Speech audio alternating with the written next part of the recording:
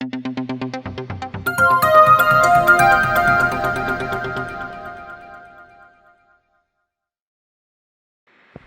ಬಂಧುಗಳೇ, ಮುಕ್ತ ಧ್ವನಿಗೆ ಸ್ವಾಗತ ಸುಸ್ವಾಗತ. ದೆಹಲಿ ವರ್ಷದಿಂದ ರಾಜ್ಯ ಬಿಜೆಪಿ ಪಕ್ಷದಲ್ಲಿನ ಬಣಗಳ ಬಡಿದಾಟಕ್ಕೆ ಕೊನೆಗೂ ಅಂತಿಮ ತೆರೆ. ರೆಬಲ್ ಬಣದ ನಾಯಕರಿಗೆ ಹೈಕಮಾಂಡ್ ಎಚ್ಚರಿಕೆಯ ಸಂದೇಶ. ಕುಟುಂಬ ರಾಜಕಾರಣಕ್ಕೆ ಮಣಿದರೆ ಪಕ್ಷದ ವರಿಷ್ಠರು. ಮೇಲುಗೈ ಸಾಧಿಸಿದ ವಿಜಯೇಂದ್ರ, ಹಿನ್ನಡೆ ಅನುಭವಿಸಿದ ಯತ್ನಾಳ್. ಭಾರತೀಯ ಜನತಾ ಪಕ್ಷದಿಂದ ವಿಜಯಪುರ ಶಾಸಕ ಬಸನಗೌಡ ಪಾಟೀಲ್ ಯತ್ನಾಳ್ ಉಚ್ಚಾಟನೆಯ ಕುರಿತು ವಿಶೇಷ ವರದಿ ಮುಕ್ತ ಧ್ವನಿ ವೀಕ್ಷಕರಿಗಾಗಿ. ನೀವಿನ್ನೂ ನಮ್ಮ ಚಾನಲ್ ಸಬ್ಸ್ಕ್ರೈಬ್ ಮಾಡಿರದೇ ಇದ್ದರೆ ಈ ಕೂಡಲೇ ಸಬ್ಸ್ಕ್ರೈಬ್ ಮಾಡಿ, ಲೈಕ್ ಮತ್ತು ಶೇರ್ ಮಾಡಿ. ಹೊಸ ವಿಡಿಯೋಗಳಿಗಾಗಿ ಬೆಲ್ ಬಟನ್ ಪ್ರೆಸ್ ಮಾಡಿ. ಕಳೆದ ಅನೇಕ ದಿನಗಳಿಂದ ರಾಜ್ಯ ಬಿಜೆಪಿಯಲ್ಲಿ ಬಣಗಳ ತಿಕ್ಕಾಟ ಉಚ್ಛ್ರಾಯ ಸ್ಥಿತಿಗೆ ತಲುಪಿತ್ತು. ಒಬ್ಬರ ಮೇಲೊಬ್ಬರು ಆರೋಪ ಪ್ರತ್ಯಾರೋಪಗಳ ಸುರಿಮಳೆಗೈತಿದ್ದರು. ಶತಾಯಗತಾಯ ರಾಜ್ಯಾಧ್ಯಕ್ಷರ ಬದಲಾವಣೆ ಮಾಡಲೇಬೇಕು ಎಂದು ಆಗ್ರಹಿಸುತ್ತಾ ಶಾಸಕ ಯತ್ನಾಳ್ ಅವರ ನೇತೃತ್ವದ ರೆಬಲ್ ಬಣದ ನಾಯಕರು ಆಗಾಗ ದೆಹಲಿಗೆ ತೆರಳಿ ಪಕ್ಷದ ವರಿಷ್ಠರಿಗೆ ಮನವಿ ಸಲ್ಲಿಸುತ್ತಲೇ ಬಂದಿದ್ದರು. ಜೊತೆಗೆ ರೆಬಲ್ ಬಣದ ನಾಯಕರು ಪ್ರತ್ಯೇಕವಾಗಿ ಸರಣಿ ಸಭೆಗಳನ್ನು ನಡೆಸುತ್ತಾ ಪಕ್ಷದ ಆಂತರಿಕ ವಿಚಾರವೂ ಸೇರಿದಂತೆ ರಾಜ್ಯಾಧ್ಯಕ್ಷ ವಿಜಯೇಂದ್ರ ವಿರುದ್ಧ ಬಹಿರಂಗವಾಗಿ ಮಾಧ್ಯಮಗಳ ಎದುರು ಹೇಳಿಕೆಗಳನ್ನು ನೀಡುತ್ತಿದ್ದರು. ರೆಬಲ್ ಬಣದ ನಾಯಕರ ಆರೋಪಗಳಿಗೆ ಪ್ರತಿಯಾಗಿ ರಾಜ್ಯಾಧ್ಯಕ್ಷ ವಿಜಯೇಂದ್ರ ಅವರ ಬಣದ ನಾಯಕರು ತಿರುಗೇಟು ನೀಡಲು ಶುರು ಮಾಡಿದ್ದರು. ಹೀಗಾಗಿ ರಾಜ್ಯ ಬಿಜೆಪಿ ಮನೆಯೊಂದು ಮೂರು ಬಾಗಿಲು ಎನ್ನುವ ಹಂತಕ್ಕೆ ತಲುಪಿತ್ತು. ಇದರಿಂದ ರೋಷಿ ಹೋಗಿದ್ದ ಬಿಜೆಪಿ ಹೈಕಮಾಂಡ್ ರಾಜ್ಯ ಬಿಜೆಪಿಯಲ್ಲಿ ಭುಗಿಲೆದ್ದಿದ್ದ ಭಿನ್ನಾಭಿಪ್ರಾಯಗಳಿಗೆ ಮತ್ತು ಬಣಗಳ ಬಡಿದಾಟಕ್ಕೆ ಕಡಿವಾಣ ಹಾಕುವ ನಿಟ್ಟಿನಲ್ಲಿ ಮೊದಲ ಹೆಜ್ಜೆ ಎಂಬಂತೆ ಶಾಸಕ ಯತ್ನಾಳ್ ಅವರನ್ನು 6 ವರ್ಷಗಳ ಕಾಲ ಪಕ್ಷದಿಂದ ಉಚ್ಚಾಟಿಸಿ ಆದೇಶಿಸಿದ್ದು ಸದ್ಯ ರಾಜ್ಯ ರಾಜಕಾರಣದಲ್ಲಿ ತೀವ್ರ ಸಂಚಲನಕ್ಕೆ ಕಾರಣವಾಗಿದೆ. ಚುಣಿ ನಾಯಕ ಮಾತ್ರ ಉಚ್ಚಾಟನೆ. ರಾಜ್ಯ ಬಿಜೆಪಿಯಲ್ಲಿನ ಕುಟುಂಬ ರಾಜಕಾರಣ, ಭ್ರಷ್ಟಾಚಾರ, ಹೊಂದಾಣಿಕೆ ರಾಜಕಾರಣದ ಬಗ್ಗೆ ಟೀಕಿಸುತ್ತಲೇ ಬಂದಿದ್ದ ವಿಜಯಪುರ ಶಾಸಕ ಬಸನಗೌಡ ಪಾಟೀಲ್ ಯತ್ನಾಳ್ ಒಬ್ಬರನ್ನು ಮಾತ್ರ ಹೈಕಮಾಂಡ್ ಪಕ್ಷದಿಂದ 6 ವರ್ಷಗಳ ಕಾಲ ಉಚ್ಚಾಟಿಸಿದೆ. ಆದರೆ ರೆಬಲ್ ಬಣದಲ್ಲಿರುವ ಇನ್ನುಳಿದ ನಾಯಕರುಗಳಾದ ಶಾಸಕರಾದ ರಮೇಶ್ ಜಾರಕಿಹೊಳಿ, ವಿ.ಪಿ. ಹರೀಶ್, ಮಾಜಿ ಸಂಸದರಾದ ಜಿ.ಎಂ. ಸಿದ್ದೇಶ್, ಅಣ್ಣಾಸಾಹೇಬ್ ಜೊಲ್ಲೆ, ಪ್ರತಾಪ್ ಸಿಂಹ, ಮಾಜಿ ಸಚಿವರಾದ ಅರವಿಂದ್ ಲಿಂಬಾವಳಿ, ಕುಮಾರ್ ಬಂಗಾರಪ್ಪ ಸೇರಿದಂತೆ ಯಾರನ್ನೂ ಉಚ್ಚಾಟನೆ ಮಾಡಿಲ್ಲ ಎನ್ನುವುದು ಉಲ್ಲೇಖಾರ್ಹ ಸಂಗತಿಯಾಗಿದೆ. ಆದರೆ ರೆಬಲ್ ಬಣದಲ್ಲಿರುವ ಶಾಸಕ ವಿ.ಪಿ. ಹರೀಶ್ ಅವರಿಗೆ ಪಕ್ಷದ ಕೇಂದ್ರ ಶಿಸ್ತು ಸಮಿತಿ ಕಾರಣ ಕೇಳಿ ಶೋಕಾಸ್ ನೋಟಿಸ್ ಜಾರಿಗೊಳಿಸಿದೆ. ಅಲ್ಲದೆ ರೆಬಲ್ ಬಣದಷ್ಟೇ ಬಹಿರಂಗವಾಗಿ ಆರೋಪಗಳನ್ನು, ಪ್ರತ್ಯೇಕ ಸಭೆಗಳನ್ನು, ಸಮಾವೇಶಗಳನ್ನು ಮಾಡುತ್ತಲೇ ಬಂದಿದ್ದ ರಾಜ್ಯಾಧ್ಯಕ್ಷ ವಿಜಯೇಂದ್ರ ಬೆಂಬಲಿತ ಮಾಜಿ ಸಚಿವ ಹೊನ್ನಳ್ಳಿ ರೇಣುಕಾಚಾರ್ಯ ಅವರ ನೇತೃತ್ವದ ಬಣದಲ್ಲಿನ ಯಾವೋರ್ವ ನಾಯಕನಿಗೂ ಉಚ್ಚಾಟನೆಯ ಬಿಸಿ ತಾಗಿಲ್ಲ. ಆದರೆ ಮಾಜಿ ಸಚಿವರಾದ ಹೊನ್ನಳ್ಳಿ ರೇಣುಕಾಚಾರ್ಯ, ಕಟ್ಟಾ ಸುಬ್ರಹ್ಮಣ್ಯ ನಾಯ್ಡು ಅವರಿಗೆ ಪಕ್ಷದ ಕೇಂದ್ರ ಶಿಸ್ತು ಸಮಿತಿ ಕಾರಣ ಕೇಳಿ ಶೋಕಾಸ್ ನೋಟಿಸ್ ಜಾರಿಗೊಳಿಸಿದೆ. ಜಿಲ್ಲಾಧ್ಯಕ್ಷ ನೇಮಕ ಸಂದರ್ಭವೇ ಮುನ್ಸೂಚನೆ. ಇತ್ತೀಚೆಗೆ ವಿಜಯಪುರ ಜಿಲ್ಲೆಯ ಬಿಜೆಪಿ ನೂತನ ಜಿಲ್ಲಾಧ್ಯಕ್ಷ ನೇಮಕ ಸಂದರ್ಭದಲ್ಲಿ ಶಾಸಕ ಯತ್ನಾಳ್ ಅವರ ತೀವ್ರ ವಿರೋಧ ವ್ಯಕ್ತಪಡಿಸಿದ್ದರೂ ಕೂಡ ಅದನ್ನು ಪರಿಗಣನೆಗೆ ತೆಗೆದುಕೊಳ್ಳದೆ ರಾಜ್ಯಾಧ್ಯಕ್ಷ ವಿಜಯೇಂದ್ರ ಅವರು ತಮಗೆ ಬೆಂಬಲವಾಗಿರುವ ವ್ಯಕ್ತಿಯನ್ನು ಪಕ್ಷದ ಜಿಲ್ಲಾಧ್ಯಕ್ಷರನ್ನಾಗಿ ಮಾಡುವ ಮೂಲಕ ಶಾಸಕ ಯತ್ನಾಳ್ ಅವರಿಗೆ ತವರು ಜಿಲ್ಲೆಯಲ್ಲೇ ಟಾಂಗ್ ಕೊಟ್ಟಿದ್ದರು. ಆ ಮೂಲಕ ಪಕ್ಷದಿಂದ ಶಾಸಕ ಯತ್ನಾಳ್ ಅವರ ಉಚ್ಚಾಟನೆ ಆಗಲಿದೆ ಎಂದು ಪರೋಕ್ಷವಾಗಿಯೇ ಮುನ್ಸೂಚನೆ ನೀಡಿದ್ದರು ಎನ್ನುವ ಮಾತುಗಳಿಗೆ ಈಗ ರೆಕ್ಕಪುಕ್ಕ ಬಂದಿವೆ. ಮುಂದುವರಿದ ಯಡಿಯೂರಪ್ಪ ಚರ್ಷ್ಮಾ.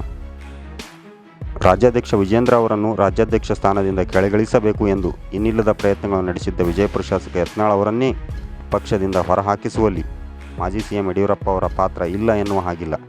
ಏಕೆಂದರೆ ಭಾರತೀಯ ಜನತಾ ಪಕ್ಷದಲ್ಲಿ ಮಾಜಿ ಸಿಎಂ ಯಡಿಯೂರಪ್ಪ ಅವರ ಮಾತು ಇನ್ನೂ ನಡೆಯುತ್ತದೆ. ಪಕ್ಷವು ಯಡಿಯೂರಪ್ಪ ಅವರನ್ನು ಅಷ್ಟು ಸಲೀಸಾಗಿ ಅಲ್ಲಗಳೆಯುವುದಿಲ್ಲ. ಅದೇ ಕಾರಣಕ್ಕೆ ಶಾಸಕ ಯತ್ನಾಳ್ ಅವರನ್ನು ಪಕ್ಷದ ವರಿಷ್ಠರು ಉಚ್ಚಾಟಿಸಿದ್ದಾರೆ. ಆ ಮೂಲಕ ಬಿಜೆಪಿ ಪಕ್ಷದಲ್ಲಿ ಮಾಜಿ ಸಿಎಂ ಯಡಿಯೂರಪ್ಪ ಅವರ ಚರಿಷ್ಮಾ ಮುಂದುವರಿದಿದೆ ಎಂದು ಬಿಜೆಪಿ ಕೆಲ ಬಲ್ಲ ಮೂಲಗಳು ಹೇಳುತ್ತಿವೆ. ಗೆದ್ದ ವಿಜಯೇಂದ್ರ, ಸೋತ ಯತ್ನಾಳ್. ಕಳೆದ ಅನೇಕ ದಿನಗಳಿಂದ ರಾಜ್ಯ ಬಿಜೆಪಿಯಲ್ಲಿ ನಡೆದಿದ್ದ ಕಲಹದಲ್ಲಿ ತಮ್ಮ ತಂದೆಯ ವರ್ಚಸ್ಸಿನ ಸಹಾಯದೊಂದಿಗೆ ರಾಜ್ಯಾಧ್ಯಕ್ಷ ವಿಜಯೇಂದ್ರ ಅವರು ಗೆದ್ದಿದ್ದಾರೆ. ವಿಜಯಪುರ ಶಾಸಕ ಬಸನಗೌಡ ಪಾಟೀಲ್ ಅವರು ಸೋತಿದ್ದಾರೆ ಎನ್ನುವ ವಿಶ್ಲೇಷಣೆಗಳು ರಾಜಕೀಯ ಪಡಸಾಲೆಯಿಂದ ಕೇಳಿಬರುತ್ತಿವೆ. ಏಕೆಂದರೆ ವಿಜಯಪುರ ಶಾಸಕ ಯತ್ನಾಳ್ ಅವರನ್ನು ಪಕ್ಷದ ಪ್ರಾಥಮಿಕ ಸದಸ್ಯತ್ವ ಸೇರಿದಂತೆ ಎಲ್ಲ ಹುದ್ದೆಗಳಿಂದ ತೆಗೆದುಹಾಕುವುದಲ್ಲದೆ 6 ವರ್ಷಗಳ ಕಾಲ ಪಕ್ಷದಿಂದ ಉಚ್ಚಾಟಿಸಲಾಗಿದೆ. ಆದರೆ ರಾಜ್ಯಾಧ್ಯಕ್ಷ ವಿಜಯೇಂದ್ರ ಅವರ ಬೆಂಬಲಿತ ಬಣದ ನಾಯಕರುಗಳಲ್ಲಿ ಒಬ್ಬರನ್ನೂ ಉಚ್ಚಾಟನೆ ಮಾಡಿಲ್ಲ. ಹೀಗಾಗಿಯೇ ರಾಜ್ಯಾಧ್ಯಕ್ಷ ವಿಜಯೇಂದ್ರ ಅವರು ಮೇಲುಗೈ ಸಾಧಿಸಿದ್ದಾರೆ ಎನ್ನಲಾಗುತ್ತಿದೆ.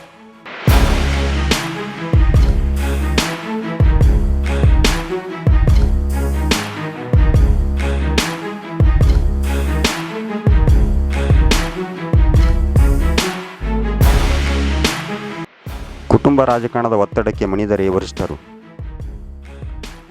ಶಿಸ್ತಿನ ಪಕ್ಷ ಎಂದು ಕರೆಸಿಕೊಳ್ಳುವ ಭಾರತೀಯ ಜನತಾ ಪಕ್ಷವು ದೇಶದ ಇನ್ನುಳಿದ ಪಕ್ಷಗಳಂತೆ 10ರ ಜೊತೆ 11 ಎನ್ನುವಂತಾಯಿತಾ? ದೇಶದ ಬಹುತೇಕ ಪಕ್ಷಗಳಲ್ಲಿರುವ ಕುಟುಂಬ ರಾಜಕಾರಣವನ್ನು ಅನೇಕ ದಶಕಗಳಿಂದ ವಿರೋಧಿಸುತ್ತಲೇ ಬಂದಿದ್ದ ಬಿಜೆಪಿ ವರಿಷ್ಠರು ಈಗ ಅದೇ ಕುಟುಂಬ ರಾಜಕಾರಣದ ಒತ್ತಡಕ್ಕೆ ಮಣಿದರೆ ಎನ್ನುವ ಪ್ರಶ್ನೆಗಳು ಉದ್ಭವಿಸುತ್ತಿವೆ. ಏಕೆಂದರೆ ಯಡಿಯೂರಪ್ಪನವರು ಪಕ್ಷದ ಕೇಂದ್ರ ಸಂಸದೀಯ ಮಂಡಳಿಯ ಸದಸ್ಯರಾಗಿದ್ದಾರೆ. ಅವರ ಇಬ್ಬರ ಪುತ್ರರಲ್ಲಿ ವಿಜಯೇಂದ್ರ ಅವರು ಪಕ್ಷದ ರಾಜ್ಯಾಧ್ಯಕ್ಷ, ರಾಘವೇಂದ್ರ ಅವರು ಶಿವಮೊಗ್ಗ ಎಂಪಿ ಆಗಿದ್ದಾರೆ. ಇನ್ನು ರಾಜ್ಯ ಬಿಜೆಪಿಯಲ್ಲಿ ಏನೇ ನಿರ್ಣಯಗಳು ಆಗಬೇಕೆಂದರೂ ಅವುಗಳಲ್ಲಿ ಯಡಿಯೂರಪ್ಪ ಅವರದ್ದು ಪ್ರಮುಖ ಪಾತ್ರವಿರುತ್ತದೆ. ಆ ಮೂಲಕ ಯಡಿಯೂರಪ್ಪ ಅವರ ಪಕ್ಷದ ಮೇಲೆ ಹಿಡಿತ ಸಾಧಿಸಿ ಕುಟುಂಬ ರಾಜಕಾರಣ ಮಾಡುತ್ತಿದ್ದಾರೆ ಎಂದು ವಿಜಯಪುರ ಶಾಸಕ ಬಸನಗೌಡ ಪಾಟೀಲ್ ಯತ್ನಾಳ್ ಅವರು ನೇರವಾಗಿ ಆರೋಪಿಸುತ್ತಲೇ ಬಂದಿದ್ದರು. ಆದರೆ ಸದ್ಯ ಶಾಸಕ ಯತ್ನಾಳ್ ಅವರನ್ನೇ ಪಕ್ಷದಿಂದ 6 ವರ್ಷಗಳ ಕಾಲ ಉಚ್ಚಾಟಿಸುವ ಮೂಲಕ ಯಡಿಯೂರಪ್ಪ ಅವರ ಕುಟುಂಬ ರಾಜಕಾರಣದ ಮುಂದೆ ಪಕ್ಷದ ವರಿಷ್ಠರು ಮಣಿದಿದ್ದಾರೆ ಎನ್ನುವ ಮಾತುಗಳು ರಾಜಕೀಯ ವಲಯದಲ್ಲಿ ಅನುರಣಿಸುತ್ತಿವೆ. ತೀವ್ರವಾಗುವುದೇ ವಾಗ್ದಾಳಿ. ಪಕ್ಷದ ಆಂತರಿಕ ವಿಚಾರಗಳನ್ನು ಹೊಂದಾಣಿಕೆ ಮತ್ತು ಕುಟುಂಬ ರಾಜಕಾರಣದ ಕುರಿತು ಪಕ್ಷದಲ್ಲಿ ಇದ್ದುಕೊಂಡೇ ಇಷ್ಟು ದಿನ ರಾಜಾರೋಷವಾಗಿ ನೇರವಾಗಿ ಹೊರಹಾಕುತ್ತಿದ್ದ ಶಾಸಕ ಯತ್ನಾಳ್ ಅವರನ್ನು ಪಕ್ಷದಿಂದ ಉಚ್ಚಾಟಿಸಿದ್ದು ಅವರನ್ನು ಮತ್ತಷ್ಟು ಕೆರಳುವಂತೆ ಮಾಡಬಹುದು. ಆ ಮೂಲಕ ಬಿಜೆಪಿ ಒಳಗಿನ ಮತ್ತಷ್ಟು ವಿಚಾರಗಳನ್ನು, ನಾಯಕರ ಹಗರಣಗಳನ್ನು, ಹೊಂದಾಣಿಕೆ ರಾಜಕಾರಣದ ವಿವರಗಳನ್ನು ಶಾಸಕ ಯತ್ನಾಳ್ ಅವರು ತಮ್ಮ ಎಂದಿನ ನೇರ ನುಡಿಯ ಮೂಲಕ ಹೆಚ್ಚಿಗೆ ವಾಗ್ದಾಳಿ ನಡೆಸಬಹುದು. ಆ ಮೂಲಕ ಬಿಜೆಪಿ ಪಕ್ಷಕ್ಕೆ ಮಾಜಿ ಸಿಎಂ ಯಡಿಯೂರಪ್ಪ, ರಾಜ್ಯಾಧ್ಯಕ್ಷ ವಿಜಯೇಂದ್ರ ಅವರಿಗೆ ತೀವ್ರ ಮುಜುಗರಕ್ಕೆ ಕಾರಣವಾಗಬಹುದು ಎಂದು ಅಂದಾಜಿಸಲಾಗುತ್ತಿದೆ.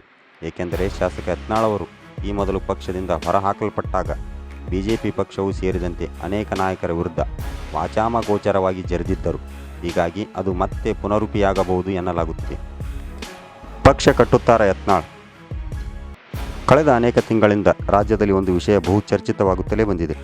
ಅದು ಏನೆಂದರೆ, ವಿಜಯಪುರ ಶಾಸಕ ಯತ್ನಾಳ್ ಅವರನ್ನು ಬಿಜೆಪಿ ಪಕ್ಷವು ಉಚ್ಚಾಟನೆ ಮಾಡಿದರೆ ಅವರು ಖಂಡಿತವಾಗಿ ಹಿಂದುತ್ವ ಸಿದ್ಧಾಂತದ ಆಧಾರದ ಮೇಲೆ ಪ್ರಾದೇಶಿಕ ಪಕ್ಷವೊಂದನ್ನು ಕಟ್ಟಲಿದ್ದಾರೆ.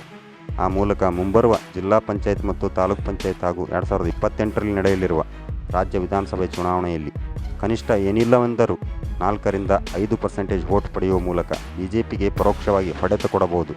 ಏಕೆಂದರೆ ಶಾಸಕ ಯತ್ನಾಳ್ ನೇತೃತ್ವದ ರೆಬಲ್ ಬಣದಲ್ಲಿ ಆರ್ಥಿಕವಾಗಿ ಸಬಲರಾಗಿರುವ ಗೋಕಾಕ್ ಶಾಸಕ ರಮೇಶ್ ಜಾರಕಿಹೊಳಿ, ದಾವಣಗೆರೆ ಮಾಜಿ ಸಂಸದ GM ಸಿದ್ದೇಶ್, ಚಿಕ್ಕೋಡಿ ಮಾಜಿ ಸಂಸದ ಅಣ್ಣಾಸಾಹೇಬ್ ಜೊಲ್ಲೆ ಅವರು ಇದ್ದು, ಶಾಸಕ ಯತ್ನಾಳ್ ಅವರು ಹೊಸ ಪಕ್ಷ ಸ್ಥಾಪನೆಗೆ ಮುಂದಾದರೆ ಖಂಡಿತವಾಗಿ ಬಹಿರಂಗ ಅಲ್ಲದಿದ್ದರೂ ಹಿನ್ನೆಲೆಯಿಂದ ತನು ಮನ ಧನದಿಂದ ಬೆಂಬಲಿಸಬಹುದು ಎನ್ನುವ ಮಾತುಗಳು ಕೇಳಿಬಂದಿದ್ದವು. ಆದರೆ ಶಾಸಕ ಬಸನಗೌಡ ಪಾಟೀಲ್ ಯತ್ನಾಳ್ ಅವರು ಹೊಸ ಪ್ರಾದೇಶಿಕ ಪಕ್ಷ ಕಟ್ಟುವರೆ ಎನ್ನುವ ಕುತೂಹಲ ಈಗ ರಾಜ್ಯದ ಜನರ ಮನಸ್ಸಿನಲ್ಲಿ ಮೂಡುವಂತಾಗಿದೆ. ಯತ್ನಾಳ್ ಉಚ್ಚಾಟನೆ ತೀವ್ರ ಖಂಡನೆ. ಕಳೆದ ಬಾರಿ ರಾಜ್ಯದಲ್ಲಿ ಬಿಜೆಪಿ ಪಕ್ಷ ಅಧಿಕಾರದಲ್ಲಿ ಇದ್ದಾಗಲೇ ವೀರಶೈವ ಲಿಂಗಾಯತ ಪಂಚಮಸಾಲಿ ಸಮಾಜಕ್ಕೆ 2A ಮೀಸಲಾತಿ ದೊರಕಬೇಕೆಂದು ಪಂಚಮಸಾಲಿ ಸಮಾಜದ ಜಗದ್ಗುರು ಬಸವಜ್ಜಯ ಮೃತ್ಯುಂಜಯ ಶ್ರೀಗಳ ನೇತೃತ್ವದಲ್ಲಿ ಬೆಂಗಳೂರಿನವರೆಗೆ ನಡೆದ ಪಾದಯಾತ್ರೆಯ ಹೋರಾಟದಲ್ಲಿ ಶಾಸಕ ಬಸನಗೌಡ ಪಾಟೀಲ್ ಯತ್ನಾಳ್ ಅವರು ಪ್ರಮುಖ ಪಾತ್ರ ವಹಿಸಿದ್ದರು. ಅಲ್ಲದೆ ಕಳೆದ ಅನೇಕ ವರ್ಷಗಳಿಂದ ಲಿಂಗಾಯತ ಪಂಚಮಸಾಲಿ ಸಮಾಜವೂ ಸೇರಿದಂತೆ ಸಣ್ಣ ಪುಟ್ಟ ಸಮಾಜಗಳಿಗೆ ಆರ್ಥಿಕ, ಶೈಕ್ಷಣಿಕ, ಸಾಮಾಜಿಕ ಮೀಸಲಾತಿ ನೀಡಬೇಕೆಂದು ಪ್ರತಿ ಅಧಿವೇಶನಗಳಲ್ಲೂ ಧ್ವನಿ ಎತ್ತುತ್ತಲೇ ಬಂದಿದ್ದವರು ಶಾಸಕ ಯತ್ನಾಳ್ ಅವರನ್ನು ಸದ್ಯ ಪಕ್ಷದಿಂದ ಉಚ್ಚಾಟಿಸಿರುವ ಬಿಜೆಪಿ ಕ್ರಮವನ್ನು ಲಿಂಗಾಯತ ಪಂಚಮಸಾಲಿ ಸಮಾಜದ ಬಂಧುಗಳು ವ್ಯಾಪಕವಾಗಿ ಖಂಡಿಸುತ್ತಿದ್ದಾರೆ.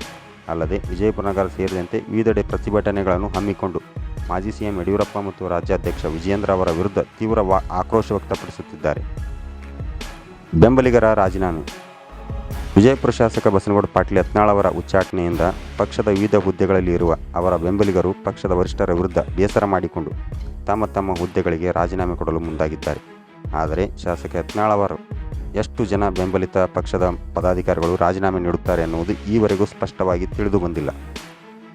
ಒಟ್ಟಾರೆ ರಾಜ್ಯ ಬಿಜೆಪಿಯಲ್ಲಿ ಇಷ್ಟು ದಿನ ನಡೆದಿದ್ದ ಬಣಗಳ ಬಡಿದಾಟಕ್ಕೆ ಕಡಿವಾಣ ಹಾಕುವ ನಿಟ್ಟಿನಲ್ಲಿ ಪಕ್ಷದ ವರಿಷ್ಠರು ವಿಜಯಪುರ ಶಾಸಕ ಬಸನಗೌಡ ಪಾಟೀಲ್ ಯತ್ನಾಳ್ ಅವರನ್ನು ಪಕ್ಷದಿಂದ 6 ವರ್ಷಗಳ ಕಾಲ ಉಚ್ಚಾಟಿಸುವ ಮೂಲಕ ಯಾವುದೇ ಕಾರಣಕ್ಕೂ ಭಿನ್ನಮತವನ್ನು ಸಹಿಸುವುದಿಲ್ಲ ಎನ್ನುವ ಎಚ್ಚರಿಕೆ ನೀಡಿದ್ದಾರೆ. ಆದರೆ ಶಾಸಕ ಯತ್ನಾಳ್ ಹಾಗೂ ರೆಬಲ್ ಬಣದ ನಾಯಕರ ಮುಂದಿನ ನಡೆ ಏನಾಗಲಿದೆ ಎನ್ನುವುದನ್ನು ಕಾದು ನೋಡಬೇಕಾಗಿದೆ. ಇಂಥ ಮತ್ತಷ್ಟು ಸ್ವಾರಸ್ಯಕರವಾದ ವರದಿಗಳು, ವಿಶೇಷ ಸುದ್ದಿಗಳಿಗಾಗಿ ಮುಕ್ತಧ್ವನಿ ಚಾನೆಲ್ ನೋಡುತ್ತಾ ಇರಿ. ಮುಂದಿನ ವಿಡಿಯೋದಲ್ಲಿ ಮತ್ತೆ ಸಿಗೋಣ. ಜೈ ಹಿಂದ್, ಜೈ ಕರ್ನಾಟಕ, ಜೈ ಕನ್ನಡಿಗ. ಧನ್ಯವಾದಗಳು.